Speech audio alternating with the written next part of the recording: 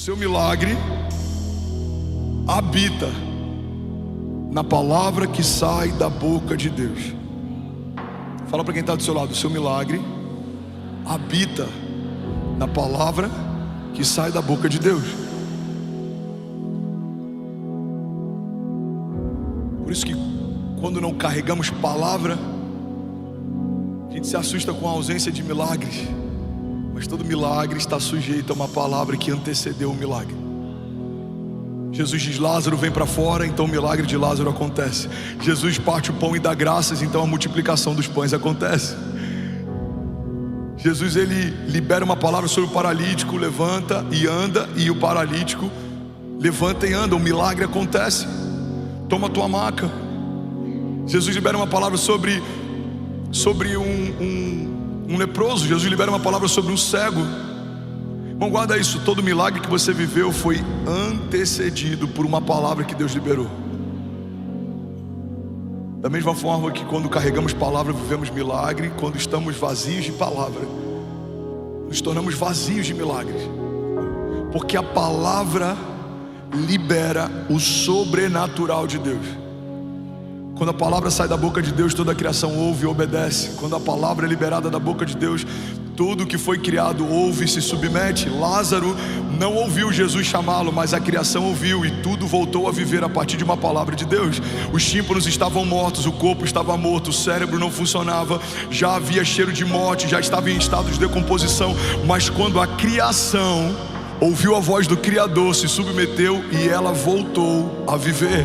Então volta a ter pele, volta a ter agora coloração, volta a ter vida, volta a ter calor, o sangue volta a circular, os órgãos voltam a viver, tudo começa a funcionar a partir de uma palavra que saiu da boca de Deus. E nesse momento a gente entende que o nosso milagre não depende necessariamente do que estamos sentindo, mas depende integralmente do que Jesus está falando. Talvez você está aqui nessa manhã e você vai dizer: mas eu não estou sentindo que esse ano é um ano extraordinário. Não é sobre o teu sentimento, é sobre uma palavra de Deus. Não é sobre o que você está sentindo, é sobre o que Deus está falando. Vamos, alguém comigo aqui? Aleluia. A gente não pode querer viver o sobrenatural se movendo de forma natural.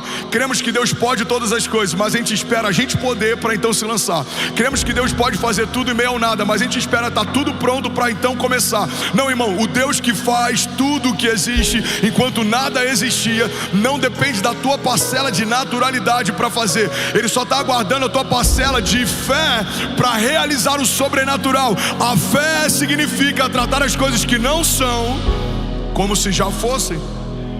Alguém está comigo aqui? Diga amém. Estava conversando com um empresário anteontem num aniversário que a gente foi, e eu estava falando sobre sonhos que eu estou tendo de expansão para a igreja.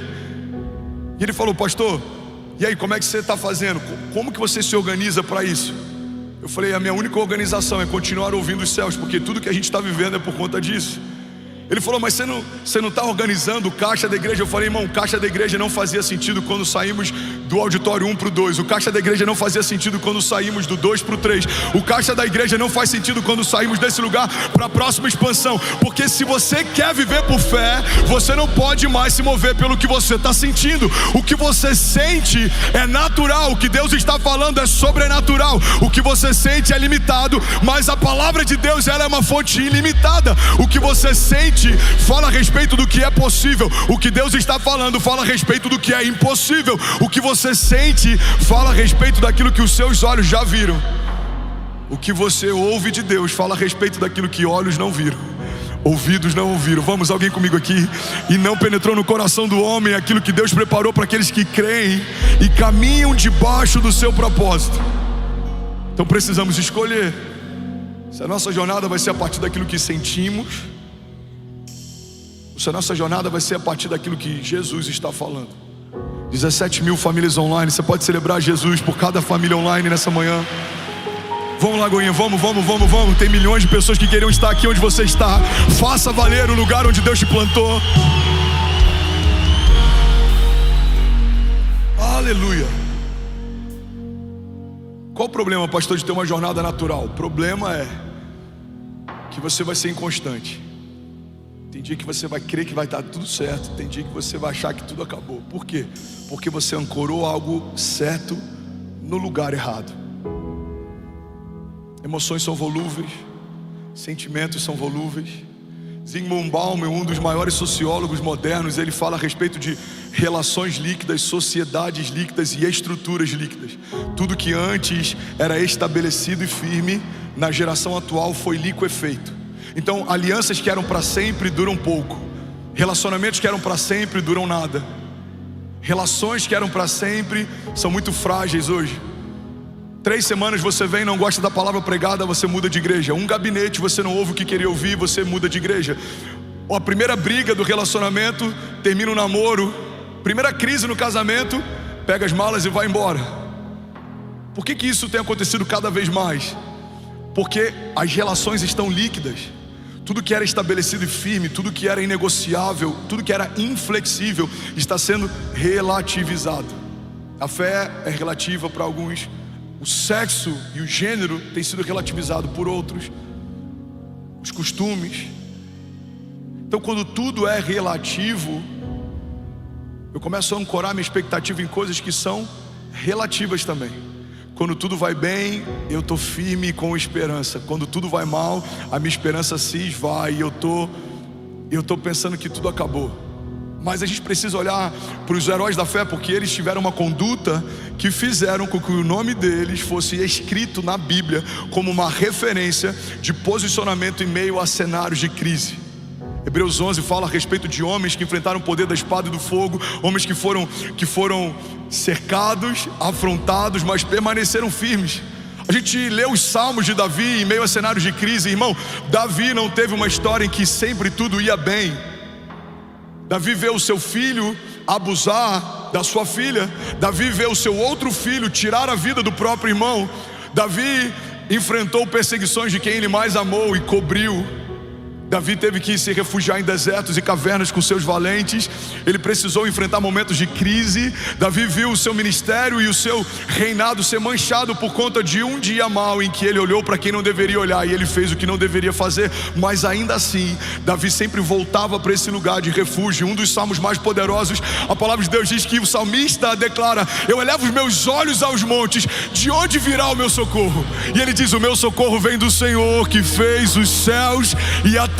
Irmão, tá tudo bem caminhar por vales de sombra e morte, mas não é um bom conselho se no meio do vale da sombra da morte você não estiver olhando para o Deus da tua salvação. Tá tudo bem ser afrontado, seus inimigos eles te cercarão, isso é normal, faz parte da jornada, mas você não pode tirar o olhar do Deus do livramento e olhar para aqueles que estão te afrontando. O salmista nos ensina um princípio: mesmo que tudo ao meu redor esteja desmoronando, o meu Deus permanece inabalável no seu trono, reinando de geração em geração. Vamos, alguém comigo aqui? Por mais que nações estejam em crises, governos estejam transicionando, por mais que a cada geração algo esteja mais relativizado do que na geração anterior, por mais que tudo ao meu redor esteja fora daquilo que eu esperava que estivesse, por mais que haja seca, por mais que a videira não dê fruto, por mais que os meus rebanhos talvez não estejam no melhor momento, por mais que talvez até a minha família tenha me abandonado ou as portas não se abram, eu sei que do alto do trono Deus permanece inabalável. Eu sei que à direita dele está o autor e consumador da minha fé, e ele intercede por mim. Eu sei que nenhuma palavra que saiu da boca de Deus foi liberada em vão ou sem propósito, elas vão se cumprir. E mesmo que os cenários não sejam favoráveis ao meu redor, Deus constrói cenários para fazer o que ele prometeu que faria. O mesmo Deus que construiu caminhos de milagres e veio andando sobre a tempestade, o mesmo Deus que abriu o mar vermelho para o povo passar e fechou depois que ele passou. Vamos, alguém comigo? O mesmo Deus que dançou como um quarto homem naquela fornalha ardente, o mesmo Deus que trouxe Lázaro de volta à vida quando não havia mais opção de viver, o mesmo Deus que fez tudo que existe enquanto nada existia, é o Deus que vai mudar a minha história, mesmo que as coisas ao meu redor não façam sentido, porque eu não fui chamado por Deus para viver a partir daquilo que eu sinto.